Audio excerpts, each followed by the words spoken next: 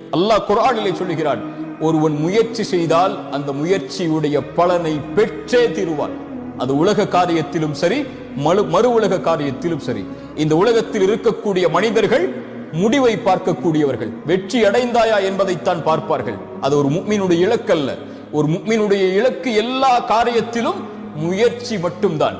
எல்லா காரியத்திலும் முழு மூச்சோடு உடலை தயார்படுத்துவதாக இருந்தாலும், உள்ளத்தை தயார்படுத்துவதாக இருந்தாலும், தன் குடும்பத்தை தயார்படுத்துவதாக இருந்தாலும், தன் செல்வத்தை தயார்படுத்துவதாக இருந்தாலும், தன்னுடைய சமூக அந்தஸ்தை உயர்த்துவதாக இருந்தாலும், ஈமானுடைய காரியங்களிலும் மறு உலக காரியங்களிலும் உலகத்தில் யார் அவர்களோடு வாழ்ந்தாலும் அதில் 10ல் 1 அவன் ஒருபோதும் வாழ்ந்து மடிய மாட்டான்.